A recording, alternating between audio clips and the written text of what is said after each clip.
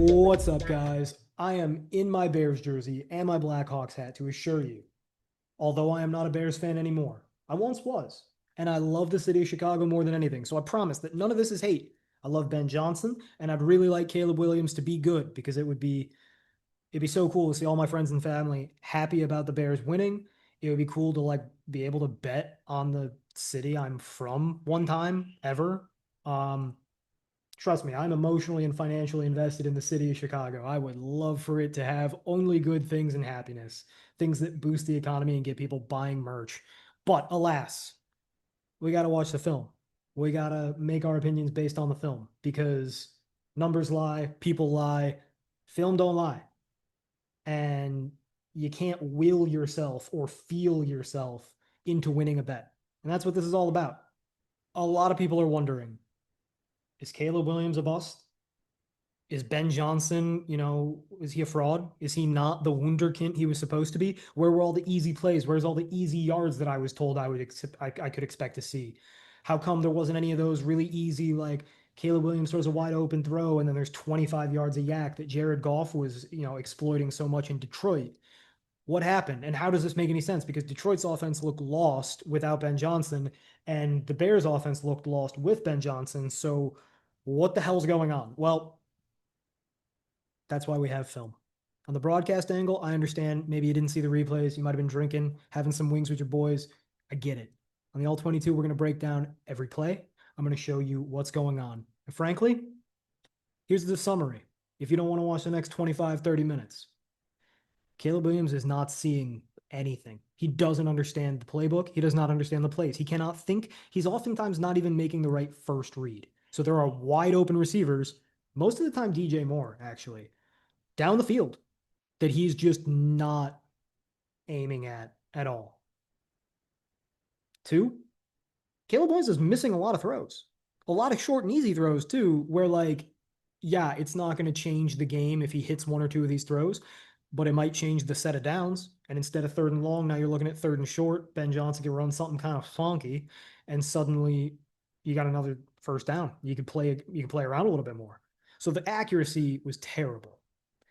And then finally, the plays were not that creative, I think because they're trying to master the basics. So is Ben Johnson a fraud? Hell no. There were dudes wide open all game. And frankly, you switch the quarterbacks, this is a blowout. Additionally, Caleb Williams is, I don't want to say he's a bust just yet, because frankly, what I think is going to happen is he's eventually going to pick up this offense a little bit better, just slowly on the upkeep. And Ben Johnson will drag him, inaccuracies aside, to being a fairly productive starting quarterback. No superstar. That's never going to happen. I told you on draft day it's never going to happen. But I think he could be fine.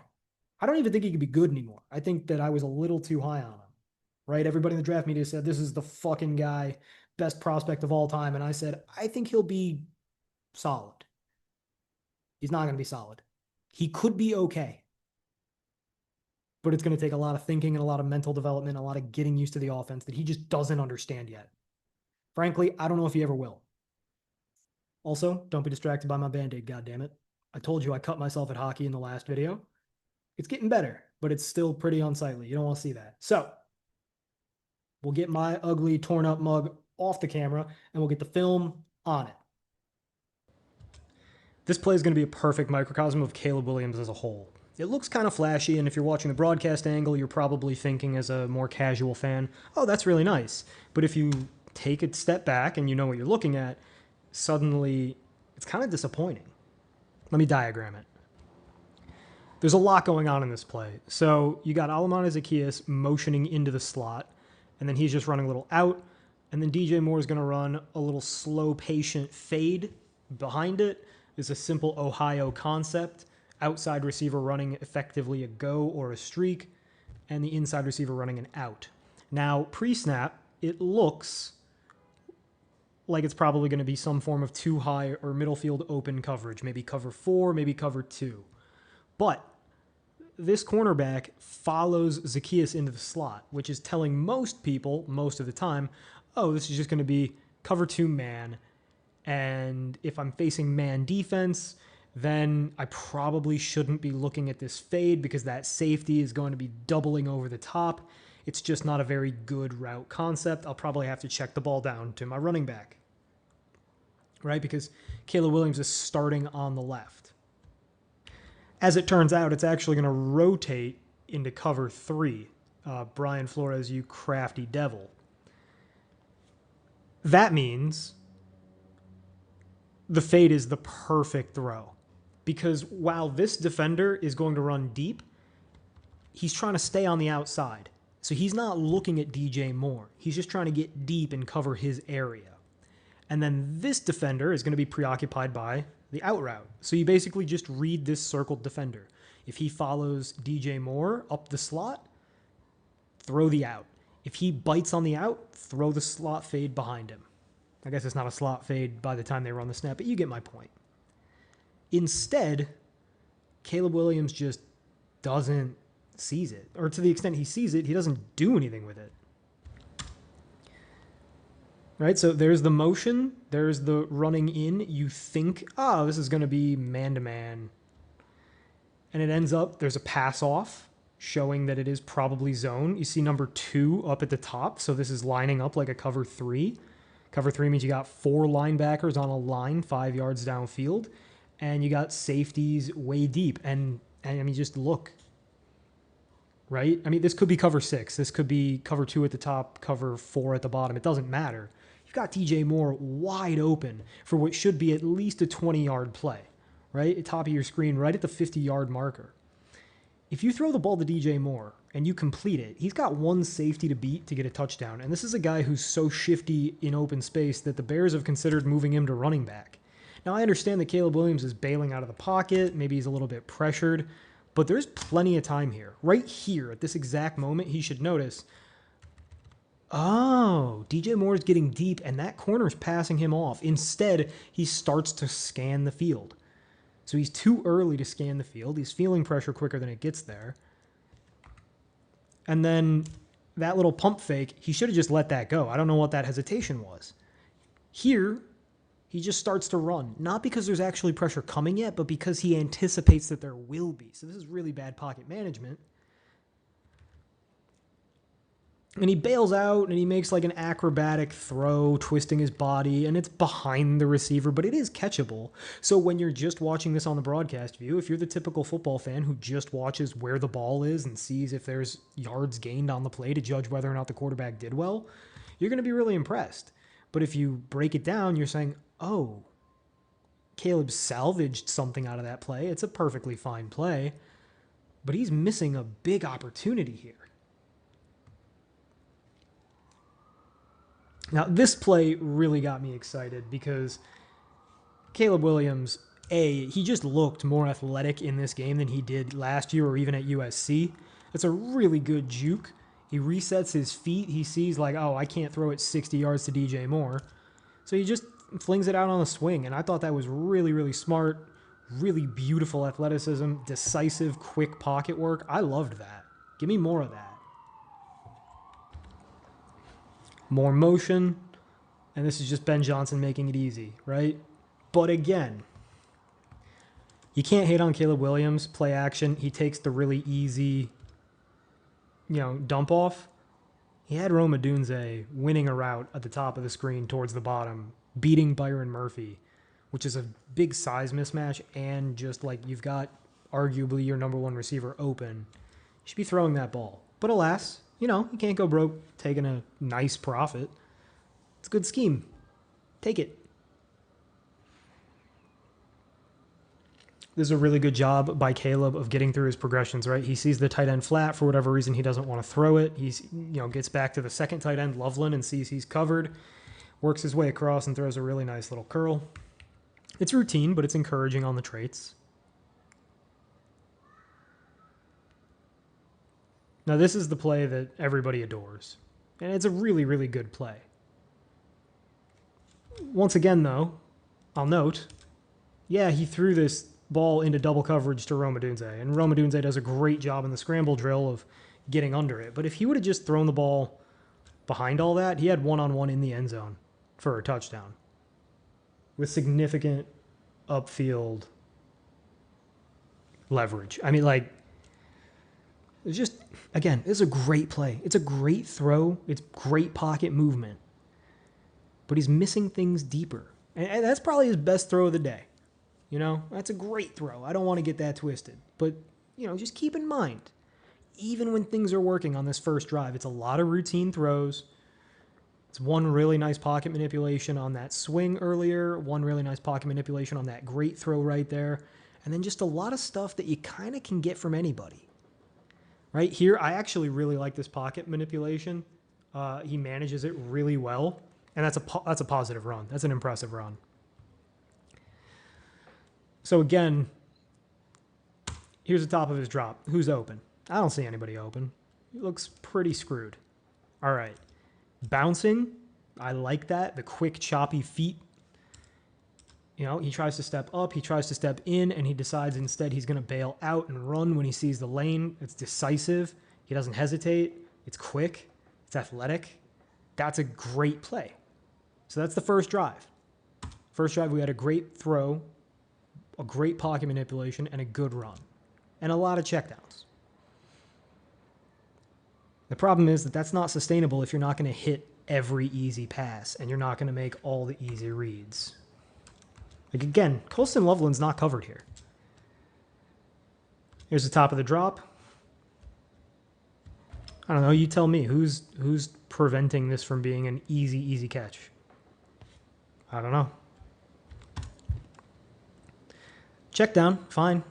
But instead of gaining 25 yards on a fairly easy throw, he gained 0. It's not that Caleb Williams is failing. It's just he's leaving meat on the bone, right? He's the guy who doesn't know how to twist off his buffalo flats yet.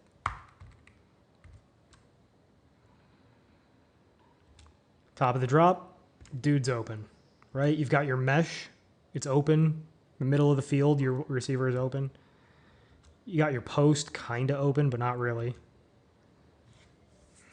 Great run. That's a positive run. Impressive. Good job. Again, the athleticism looked really great out of Caleb in this game, but I reiterate, meat on the bone. So people are, you know, some Bears fans are wondering, like, where's the magic of Ben Johnson? Where's all the open receivers I was promised? They're there. Caleb's not seeing them. Like on this play. Top of the drop. Boom. Hit Alameda Zacchaeus, number 14, right there on a curl. He's wide open for 5 yards. Just take it. If you're not going to take it, right behind him, right? It's a very simple play. And when I say simple, I don't necessarily just mean like it's easy to draw out, although this one is, but like it's easy to read.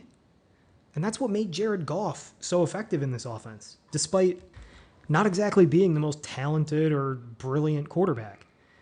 He's going to have a curl underneath here to Zacchaeus, and if that's, you know, you're going to have to read one defender. If this is zone coverage, like we think it's going to be, you got to read one defender, and if he bites down, you throw up. And if he travels up, you hit down. It's that simple. And in fact, it's going to end up being a really basic cover 2, which means there's nobody covering Rome Odunze, I believe. Or no, that's not Odunze. That's DJ Moore. There's nobody covering DJ Moore on this easy smash concept.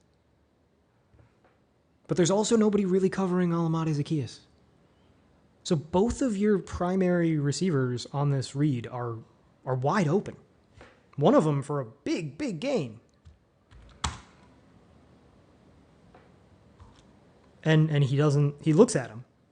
Right? He's looking at these guys, I'm pretty sure. And for whatever reason, he doesn't like it, so he starts to run.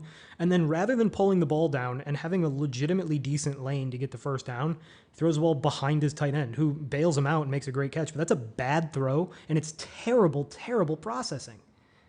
Like, his brain is just not working, and I don't know if it's because this offense is overwhelming him or if it's because he's just never going to get it. The brain's not there, and then the accuracy isn't really there either. That's a bad throw on a screen, so that's 2 bad throws in a row. And he goes on a little streak here in this middle, you know, these middle 2 quarters of just bad throws. Now here, it's a good job by Caleb to get to his backside read, right? I mean, they got an extra man in protection, so maybe he just feels a little extra safe and cozy with the double team.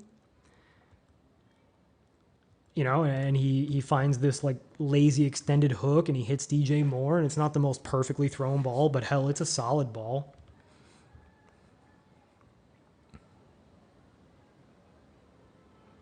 Right? Like that's about as deep a throw as Caleb Williams ever makes. And again, it's not perfectly placed, it's not perfectly timed, but he made it across the formation and he sent the throw and he set his feet and he maintained the pocket. Like that's as clean as it's gonna get, at least right now.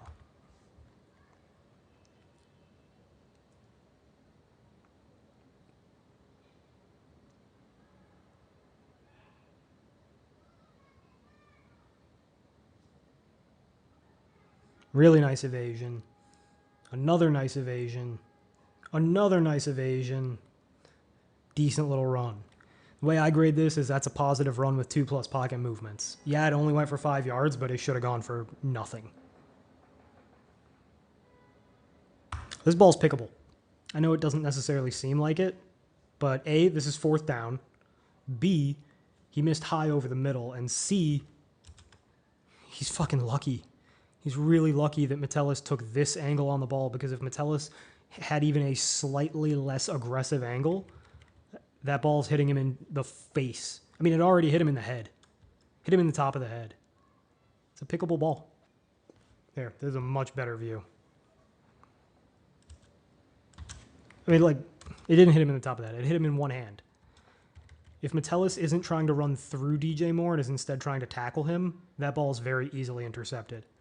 And Caleb Williams showed a penchant in this game, a penchant, a habit of throwing the ball high and leading his receiver too much over the middle particularly. And that's like the place you want to do that the least often. Play action, batted ball. So you'll note, like, almost all these plays, that's 4 straight plays that Caleb just missed a throw. There's open receivers. He's just not seeing them. There's another one. Wide open. It's 2nd down. On 2nd down, with all this space to reset on the bootleg, A, it's inexcusable not to hit DeAndre Swift on a bullet pass in stride on this wheel and get him 20 yards. But even if for some reason you just don't think that you can beat this linebacker, okay, you got all this time and space circled, float a ball up here like a punt and I believe that's a tight end. I don't know who that is. But let him just catch the ball and work, because he's going to get a 1st down too. And if he doesn't, okay, it's 3rd and 5 maybe. Inexcusable. So for him to somehow turn this into an incomplete pass that's behind, that's Zacchaeus, not Swift. Regardless, for that ball to go behind the receiver is insane. It's a terrible throw. That's 5 straight inaccurate passes. I mean, one of them was a batted ball, but he probably wasn't aiming for that defender's hand. So I count those as inaccurate.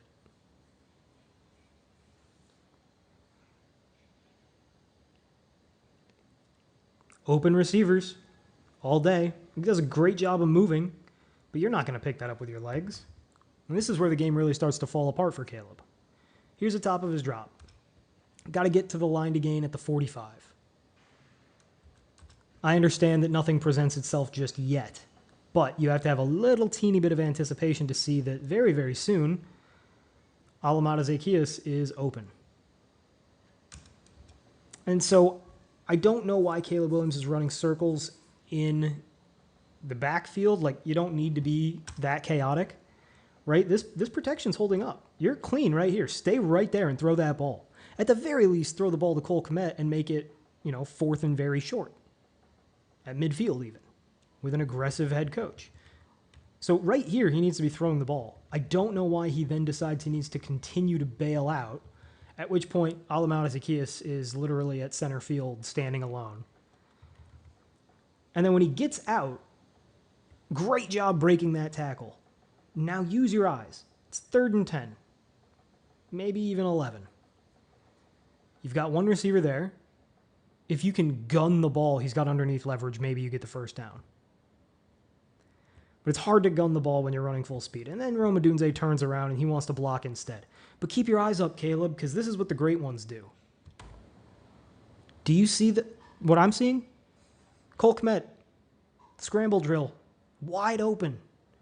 Line of scrimmage is the 35-yard line, the minus 35. If you put that ball at the opposite 35-yard line, so a 30-yard pass down the sideline, set your feet right here and lob it up there. You are going to have a gigantic third down conversion that changes the drive. That's what the greats do. But all too often, when Caleb's eyes go down, they stay down. They don't come back up. He don't look. Right? Right here is where he should be looking and seeing, like, all right, where am I going with this ball? And right here, he should recognize, oh, Cole Kmet is wide open. Let me lead him slightly upfield. At this point, Cole Kmet is getting the picture, but Caleb still isn't. And Caleb just turns into exclusively a runner. It's not enough. And, like, those are the little things, right? That's the thing that puts you in the Josh Allen caliber. But if he's not an elite playmaker anymore, and he can't read the defense, and he's not making accurate throws, what in God's name are we doing here? That's a routine one.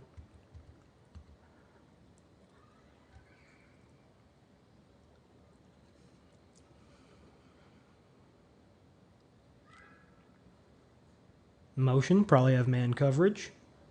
Got a blitz. Nice job. First down conversion. I'll call that a solid throw. To the sideline, 6 yards, whatever. Fine. Do it again. That ball's behind. Right? If this ball's late. Needs to come out here. Needs to already be out.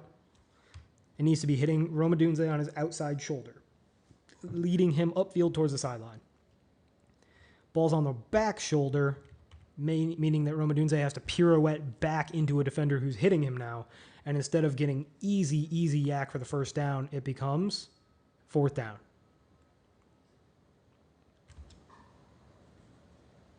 You kick a field goal, and even if you make it, that's not going to be enough. I don't remember. More motion. You've got easy options here. Flip that out to your running back. He's late, and he's a bad pass. Again, the inaccuracy was astounding, especially in the second half, but really for the entire game outside the first quarter. The accuracy was bad. And that was the big problem I saw with him at USC as well. Now, what is this? You see his brain just kind of shut down here? Right here, you're about to see it. And when his brain shuts down, he makes an inaccurate pass. Bad pass again. Right here. You can see he has like a double hesitation. It's a 3-man route. You should have everybody memorized out. You should know exactly who's open very quickly.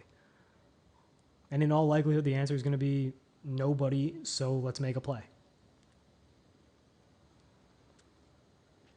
Another ball way behind. This is a first down if the ball is placed properly. You've got a slot receiver against a linebacker with plenty of room to run. Ball's just way behind. It's Metellus. He's not a linebacker, but he kind of plays and dresses like one. And sometimes he is a linebacker. There you go. There's a great throw. Wide open. Good job. First read, it works. Ben Johnson cooking it up for you, giving you an easy 20 yards if you can hit an easy pass. Right? Head never moves. He's looking there the whole time. Perfect throw. Great.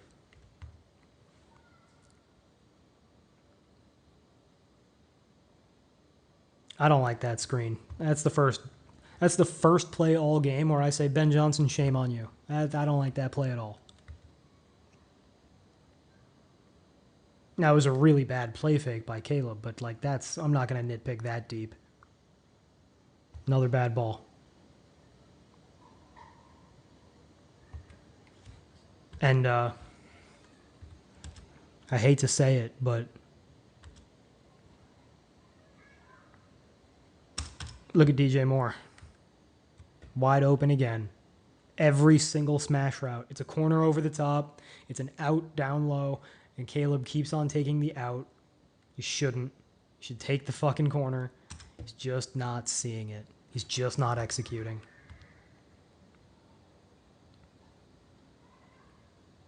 It's not even a good pass on third down. Third down, super soft coverage. Tight end leaks out.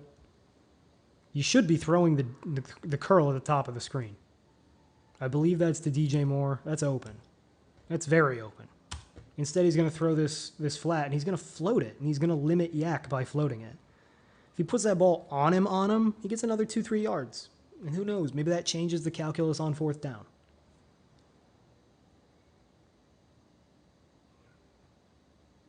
This is nice. It's great running. And increasingly, this is really all you can do with this quarterback. Let him run. Positive run, good job, yay. But if you're going to have a passing offense like Ben Johnson always has, that's the got to be the gravy on the top, not the fucking chicken below. And again, what the fuck are we doing? What the fuck are we doing? You got a receiver wide open in the middle of the field with nobody near him and a built-in blocker in Cole Kmet down the field for him to set up a lane. And you're missing high yet again and leading the receiver too much yet again over the middle of the field. Again, if it keeps happening, it's a personality trait at that point, right? It is ingrained in who Caleb Williams is as a quarterback. He misses high and overleads in the middle. It's a thing he does. And that's a thing that leads to lots and lots of interceptions. I'm really excited to actually break this one down. Yeah. You see Rome Odunze just like kind of alone on second down for like 10 yards? Well, Caleb doesn't. But you see the guy in motion. This is who the play is designed for. You're supposed to throw that ball to Rome Odunze right here. And Caleb's not even looking at him. I don't know what the fuck he thinks he's doing. He's not looking at him. If you throw this ball to Rome Odunze and he gets it right now when he's turning upfield, let's just pretend Rome Odunze has the ball in his hand right now. He's at the 31. He's got one blocker and two guys to beat. I bet you he scores a fucking touchdown. Because he's got, basically, you're going to assume Cole Kmet eliminates one of these DBs and Rome Odunze makes a guy miss. He doesn't throw it. He decides to run around. And again, the ball needs to be out like as soon as he sees pressure at the latest. But really, it needs to be out right here. Boom. Already late. Now, 2+ pocket movements because you ran around cool, but you missed an opportunity. And then to make it worse, you get tripped, and like getting tripped happens. But then you flip the ball and you intentionally ground because you didn't make it outside the pocket. And I have to grade that like a negative sack because you grounded. If you intentionally ground and it's a good call, I give you a negative sack. There's a routine throw and a field goal will ensue. And I think it missed. So now we're in the fourth quarter, and that's nobody's fault, right? That's Drew Dahlman getting eaten alive by a defensive tackle. That's a no-fault sack.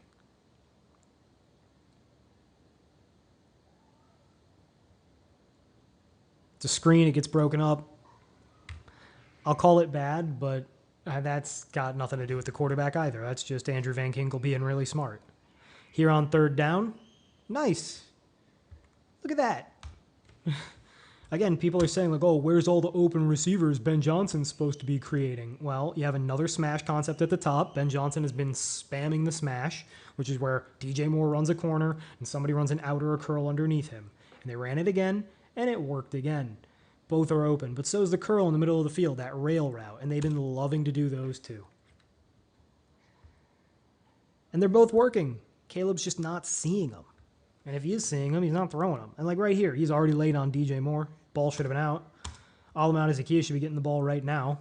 At the top of the screen, he's open as hell. Caleb's fucking around back there. Right, ball needs to be out right here. Right here. You don't want to throw it. And at this point, 3 seconds into the play, he starts to get some pressure. And yeah, now at this point, you got to run. And a good job extending the play, plus pocket movement. And right here, somebody slips. Okay, now I want to see you reset your feet and find somebody open. Instead, he accidentally steps out of bounds like an idiot and loses 5 yards. So it's 2+ pocket movements. He extended the play brilliantly. It's also a negative sack because he literally sacked himself by trying to juke out a defensive tackle for no reason at all. I mean, that's just dumb. Clean ass pocket is a good throw. Another smash concept. Kmet on the out to the bottom. I believe that's a Dunze. Yep. Trying to make this crazy catch between two defenders. And yeah, it would have been a tough catch, but he gets 2 hands on it. He's a possession receiver. He's 6'4", 6'3", whatever. Catch the fucking ball. He couldn't. Who in God's name? I don't think I have to tell you that one's bad.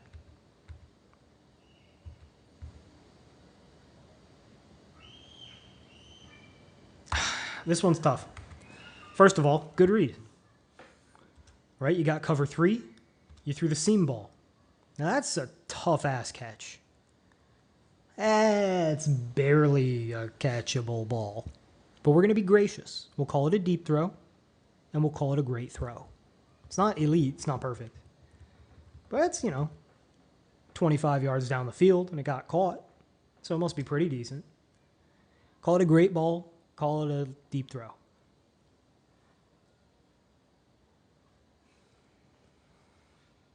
Honestly, good for Caleb. He needed one.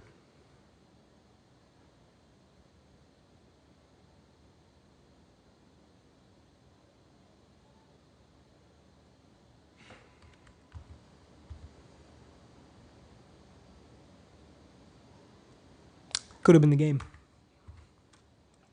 And this is Caleb's biggest issue. He cannot hit a deep ball to save his life. That is a walk-in, easy touchdown, and the ball has a very low trajectory. It is very overthrown. It is very far outside of where it should have been, right? It should have been closer to the middle of the field by 5 yards. It's abysmal, just as almost all of his deep throws outside the hash marks are.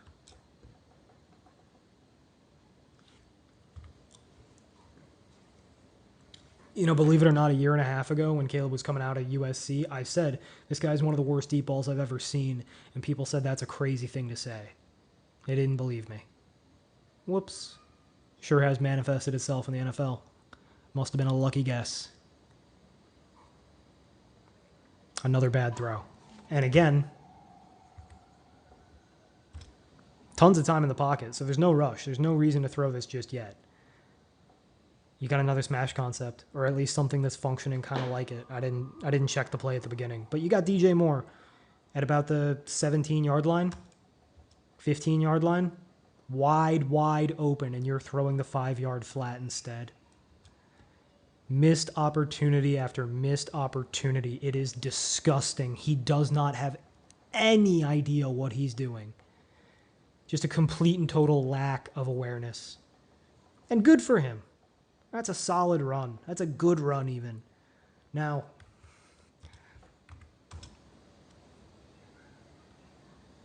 there's no reason right here that you shouldn't be able to reach that ball out and get a touchdown. He steps out before he reaches. That sucks, and that cost the Bears a timeout essentially because that's when the whole 2-minute fiasco went down, but it's a very good run. And I'll even give him a bonus point because it was like 20 yards and basically a touchdown. And then here, Ben Johnson just makes it as easy as it could ever be. Roma Dunze in his own zip code. But that's the game. That's the whole game. In summary, I think we learned a couple things. One, Caleb Williams is not comfortable in this offense yet. He does not understand how to hit the open receivers. He does not know where to look for the open receivers. I don't know if he doesn't notice them. I don't know. It seems like a lot of the time he's seeing them and then just pussying out, which is a lot of what Justin Fields used to do. And a lot of the time, he's just flat out not seeing him, which is kind of like what Mitch Trubisky used to do. So Bears fans, your long recurring nightmare recurs again. It is kind of shockingly similar to the days when the Bears had Matt Nagy, an offensive genius, with Mitch Trubisky, a guy too dumb to execute the offense. And now they have Ben Johnson, an offensive genius, and Caleb Williams, a man who's very athletic. I mean, his agility and his speed look significantly improved from last year, right? He has been in the gym working out, trying to get stronger, running up hills. Whatever the hell he's doing, he got faster. Serious. But his accuracy still sucks. He has no hope of ever hitting a deep ball. Although I guess he went 1 of 4 on deep balls in this game, which is huge for him. 25%, that's a really good game for him. Usually he hovers between 10 and 20. So, and recall, I mean, Cole Kmet had to like lay out and make a one-handed catch to even complete it, but we're being generous. No elite throws, 4 great throws, 3 solid throws, 15 routine throws, and somehow 19 inaccurate bad throws, plus an interceptable throw. So 20 of his 47 pass attempts downright inaccurate. That's insane. He had a couple of throwaways, but one was an intentional grounding, and one of them I couldn't tell if it was a throwaway or just a really bad pass.